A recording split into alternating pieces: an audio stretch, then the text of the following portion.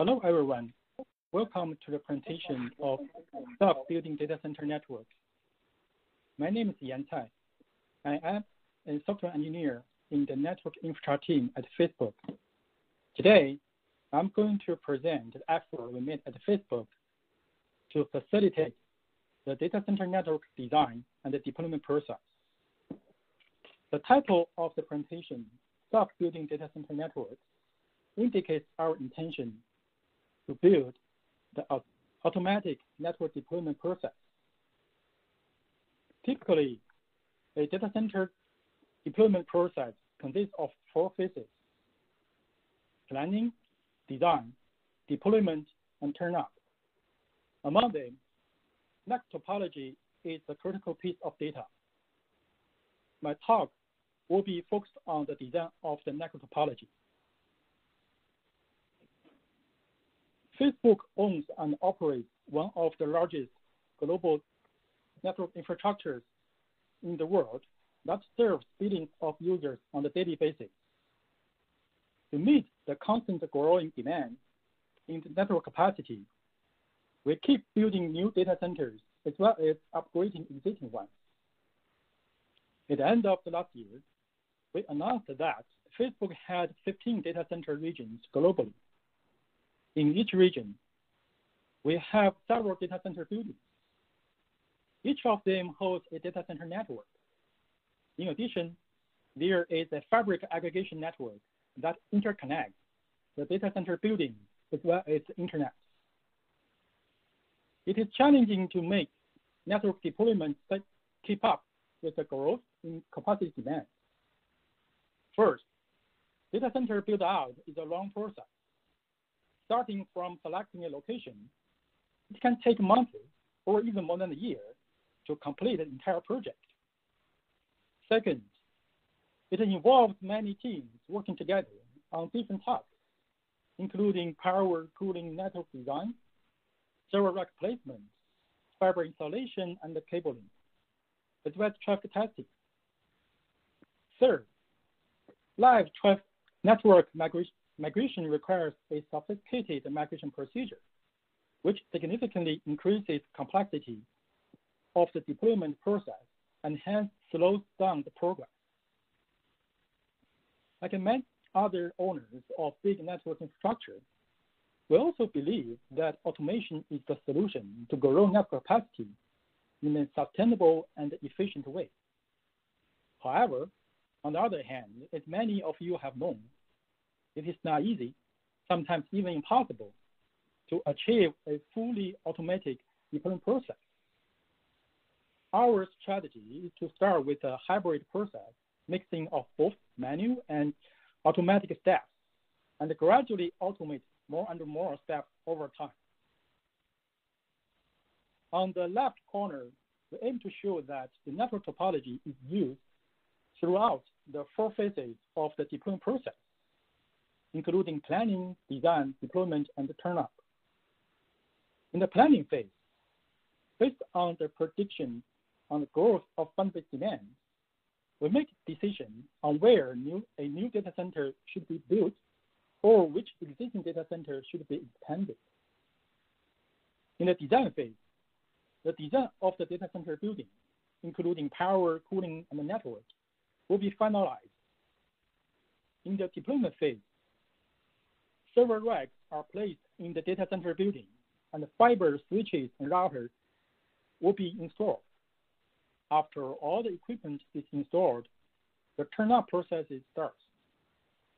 Cable QA, device health check, and the traffic testing are conducted. If everything goes well, the production traffic will flow through the new network infrastructure. The network topology is used throughout such a long and a complex process.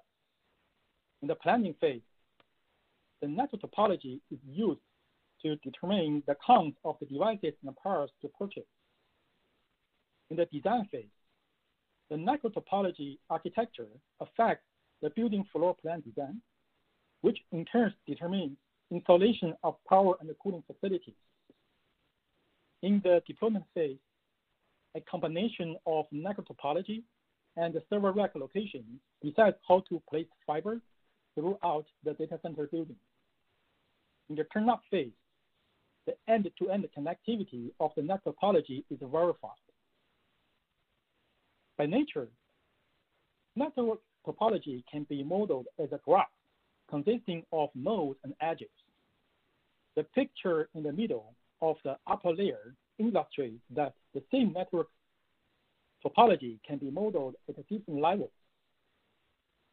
The closest model is one at the layer and domain level. In such a model, every node represents a network layer or a domain in the data center network. The layer could be span, leaf, and tall. The definition of a domain is more flexible. It could be a pod or a span partition. The edges among the nodes are the inter-node bandwidth capacity. This kind of model is usually used to design the high-level routing policy.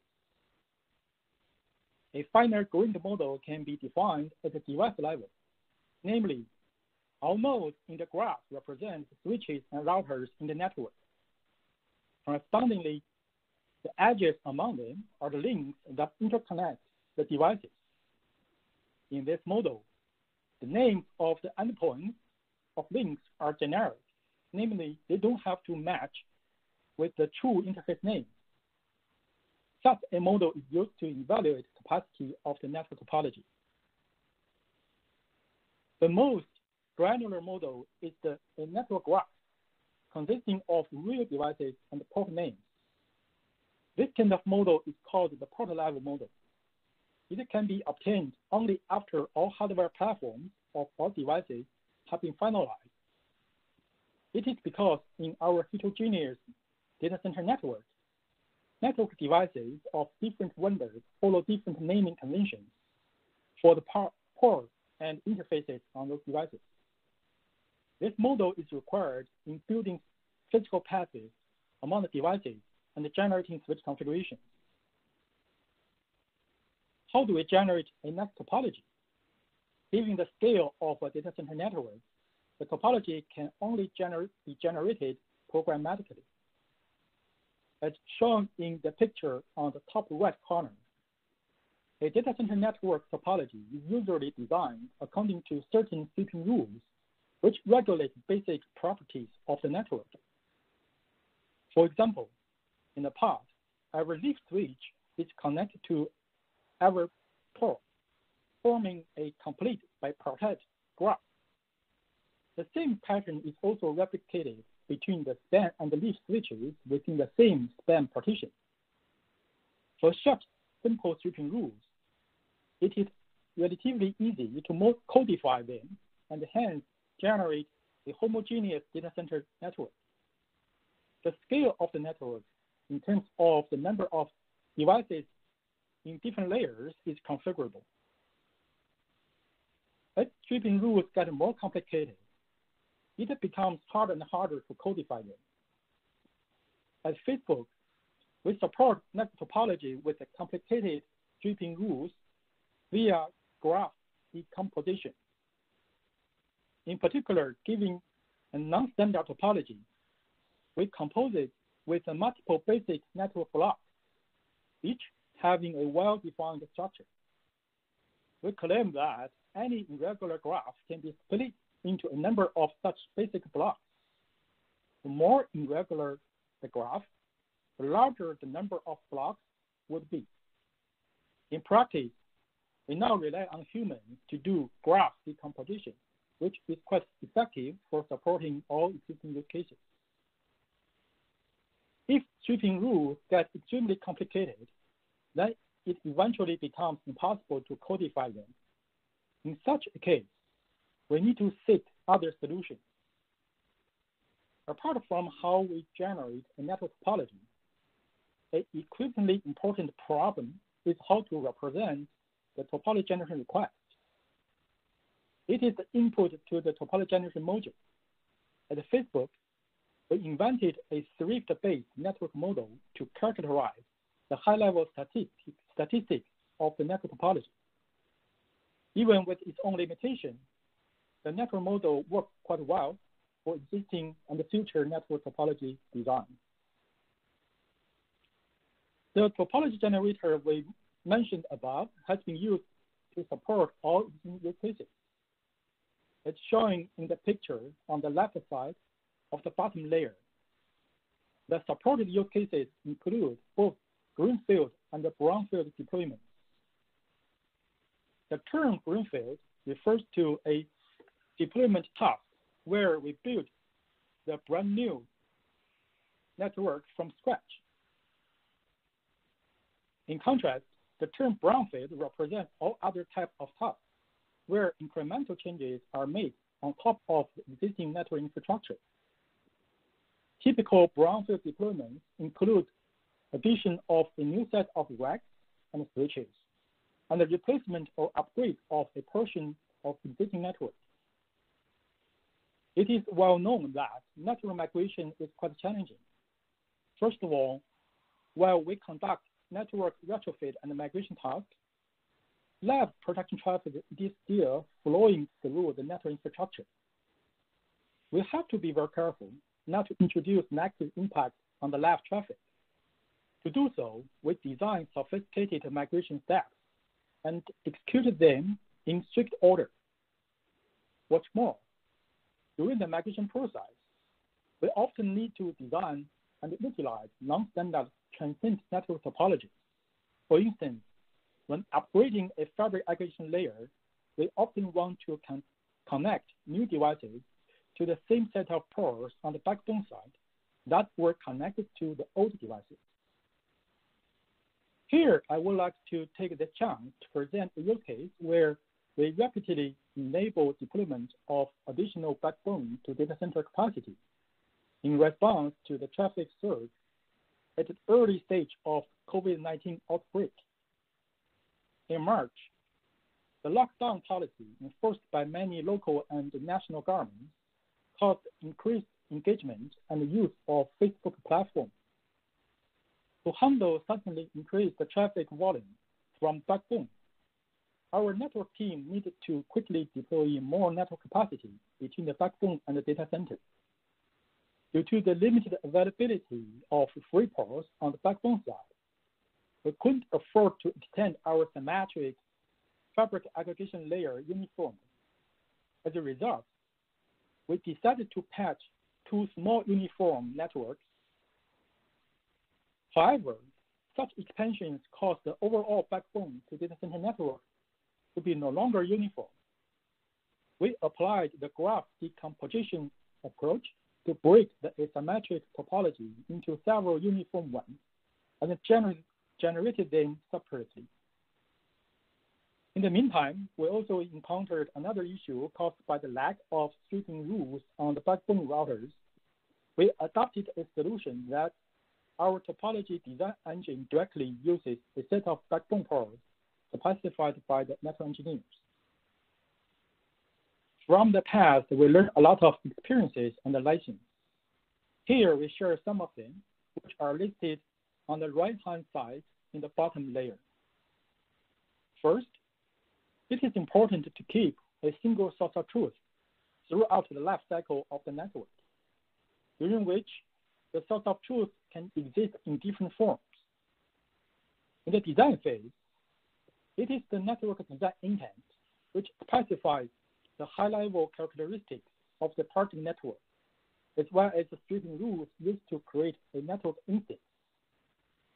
Once a network instance is created, it is stored in the permanent storage and becomes source of truth for the rest of the data center management ecosystem. Second, the topology generation mechanism needs to be deterministic and repeatable. The topology design system should be subset giving the same input, namely the network design intent.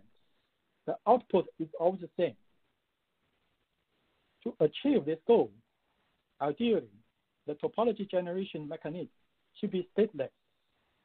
However, on the other hand, in the network expansion use case, it has to be stateful. As shown in the above example, when adding new backbone to data center capacities, The existing fabric aggregation network has to remain unchanged. Such stateful topology generation mechanism really makes it difficult to completely reproduce the final state network topology in the future. Third, simplicity is our friend. A simple network topology not only facilitates design and deployment, but also eases maintenance and troubleshooting. In particular, we have been trying our best to preserve uniformity of the network as much as possible.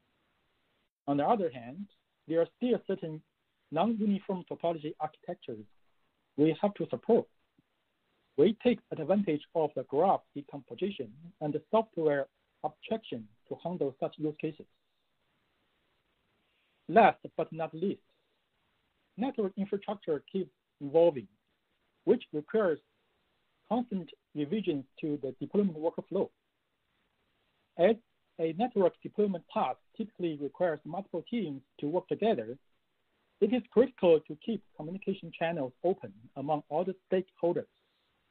Even though execution automation can help reduce human intervention, it is still beneficial to design and revise the workflow in advance and review it with all partners before start of the deployment task.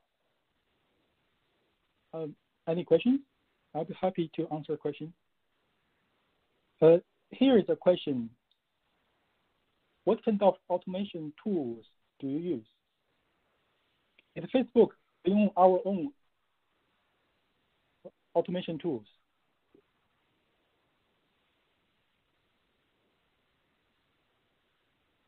Thanks for Sunil to addressing that question. In your experience, are you able to quantify the differences between the work and time distribution between the automation and the manual, considering repeatability?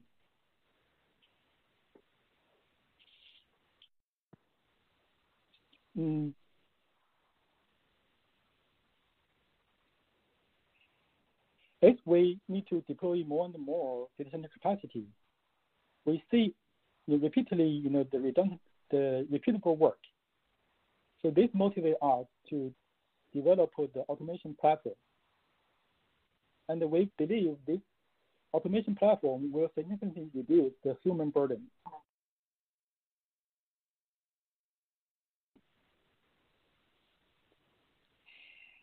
There's another question.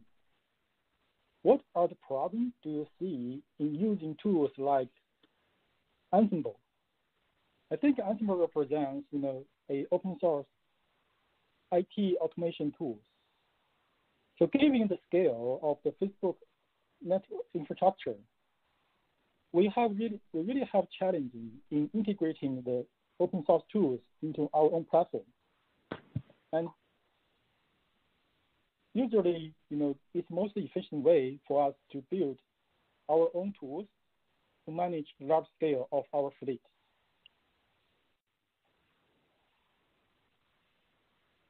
Thanks, everyone. This ends my presentation. If you have any questions, feel free to reach out to me or Sunil for further communication. Thank you very much.